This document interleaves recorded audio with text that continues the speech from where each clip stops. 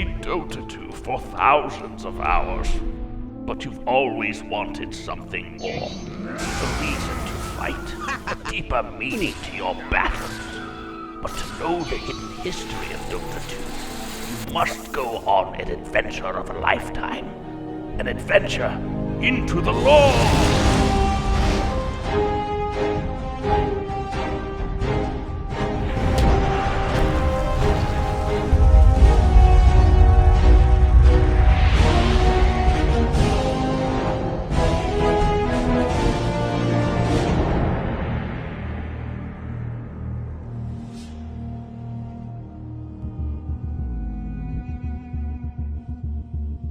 Well, here we are again. Another Arcana, another video exploring that Arcana's lore. But this one is, this is something else. Now, of course, many assume that the IO Arcana is pretty much just a money-making sellout attempt to pull the final dollars out of the wallets of WoW fans who like Portal and Dota, with no real lore implications or lore connections. And of course, they are correct. Thanks for watching this episode of Loregasm. Shout out to our sponsors here. Nah, I'm just kidding. Surprisingly, the IO Arcana kind of sort of works in the Dota 2 universe. I know, but let's check out the lore of IO and see how this one fits in. Now, just in case you're out of the loop, the Benevolent Companion Arcana is basically just a gigantic reference to the Portal series. IO itself takes the form of the Companion Cube, a non-sentient cube that you're forced to carry with you in order to solve the test chamber number 17. The joke being that this little cube is built up to be your best friend despite being an inanimate object, and you're forced to murder it, blah blah blah. The joke's not really funny if I have to explain it. Let's just say if you haven't played Portal yet, go check it out already. It's great, and the lore and voice acting in the second one is amazing. Anyway, there are several other references, such as the portals themselves appearing for Wisp's ult, the lyrics to the Portal's end credit song playing when Wisp kills something. This was a triumph. So how is this anything more than just a glorified Easter egg? Well, let's get into it. IO's lore is, oh wow, that is a lot. Basically, IO is a fundamental, a force in the universe that is a physical manifestation of quantum concepts in said universe. Now, as much as I would like to get into the details here about the four fundamentals and the many planes of existence in the Dota 2 universe, that is more than enough content for a future episode. So let's just stick to IO for now. IO represents the fundamental property of attraction and repulsion in the universe. Okay, I know this is getting complicated already, so let's break this thing down easy. IO is basically the Higgs boson, aka the God particle, but as a sentient being. Alright, get ready, because I'm going to give you a quick short on quantum mechanics here.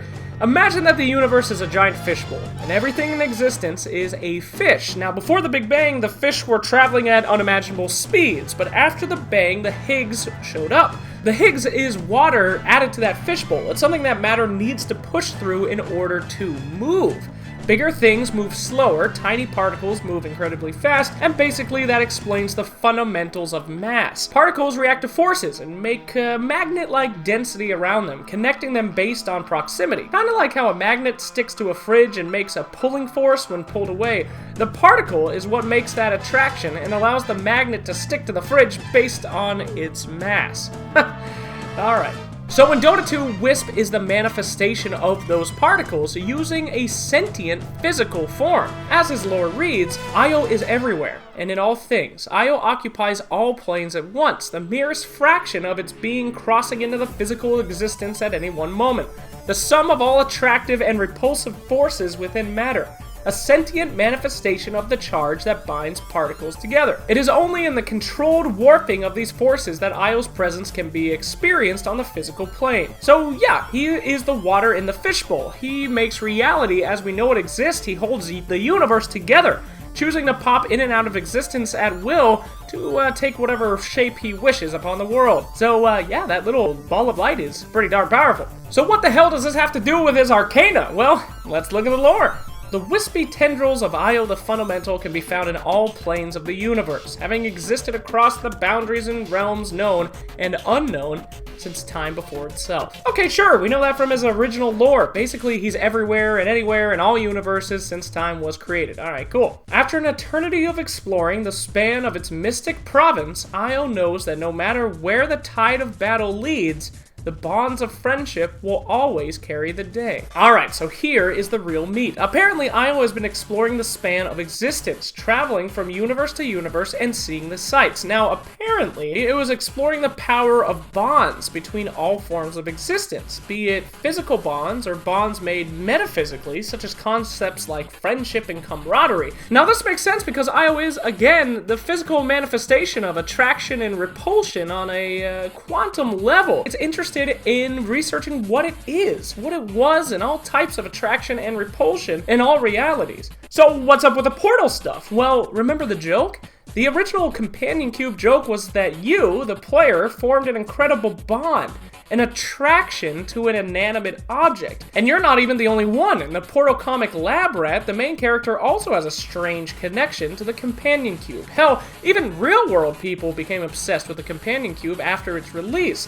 The attraction between people and this inanimate object cube is honestly pretty weird. But that explains why Io may have traveled between universes and dimensions to observe that super strange attraction in his exploration of realms to research bonds. The bond people make in the Half-Life universe to the companion cube is so strange, so unique, so strong, that the fundamental force of attraction and creation of life took interest in it. Io traveled to observe the bond between cube and man, study the attraction, and came to respect it so much that he returned to the Dota 2 realm in a new form it crafted in the cube's image, bringing back knowledge and references to the things it learned about that strange, unique attraction. As any Portal player knows, we felt that strange attraction too. So overall, it kind of makes sense. So that's the Arcana, but it's still super out of place, right? I mean, you can't just hard reference a different universe in Dota, even if it's from a character that travels freely throughout realities. It's just a weird direction to take.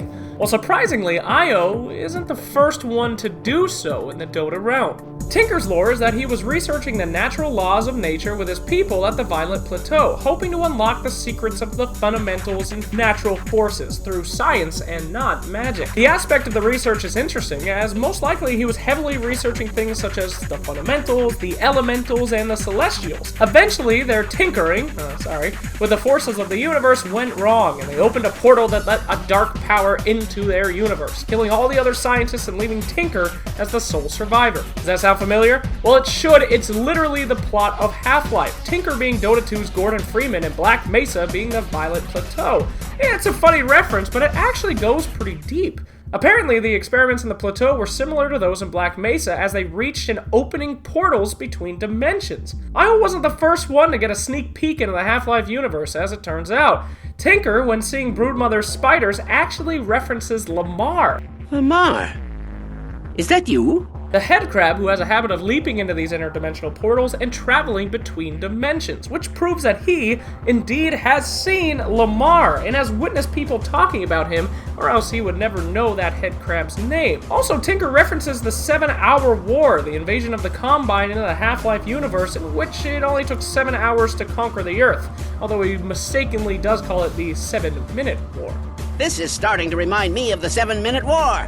Now, of course, we're taking some logical leaps here. All these things can be explained by the fact that they're just references and Easter eggs. After all, Dr. Tinker's voice is Dr. Kleiner anyway. But these are not the only examples of cross-universal connections. I mean, there's a ton of them. The recipe, for example, has a very strange symbol on it. Every Dota player has seen it before. This is, uniquely enough, the symbol of the Combine, the main antagonist of the Half-Life universe. Now, I'm not saying that the Combine are going to come and invade Rue, as they, as far as we know, are not in the same universe, but the fact that the Combine symbol is known by the wise parchment-writing people of the Dota 2 realm shows that they have been seen before in maybe visions or directly through portals themselves. Or it's just a play on words because a recipe combines, or combines, items to make new items. In the end, we can explain all these things as non-canon Easter eggs and references, but the fact that many characters from Dota 2 travel between planes of existence, realities, and universes actually makes these bleed-over effects from different realms kind of possible in the Dota 2 lore. Hell, it's actually probable that pieces and experiences of these characters traveling from other universes would be spread to the Dota 2 realm, considering so many characters travel freely between them. Now, sure, there are some direct Easter egg references and gags, like several several heroes, including Meepo, Sniper, and Lich, have the same lines as TF2 characters. When you destroy a barracks, it actually turns out to be a TF2 teleporter that teleports creeps into the game. Yeah, these are unexplainable gags that poke a little fun into the game, but Io's Arcana? It's not really that hard to imagine being canon. If Tinker's people have seen the Half-Life universe before, and if people have scribbled down the symbol of a universe-conquering race, then the fact that Io has also visited this realm and takes the form of something that it saw there, something that represents itself and its obsession with bonds and attractions, that's not really that crazy. In fact, it actually fits pretty nicely. More than the Juggernaut Arcana anyway, for now. If they ever add in those unused voice lines, then Juggernaut Arcana makes a lot more sense. And there you go. Your big sellout Arcana is actually pretty well lore inclusive. As far as the underwater set themes for every single hero now, yeah, I don't know about that shit. Okay, there you go. Thanks for watching, and shout out as always to my great editor, Casimir, David, our intro and graphics guy, and all of you guys on Patreon who helped make this episode and supported it. Specifically, Dopp, Holidave, and Spoink for their help with the script. If you want to get in on these lore debates, click the link to the Patreon below. Now go out there and take a jump into a new dimension of Dota 2 and attract and repel yourself to some lore!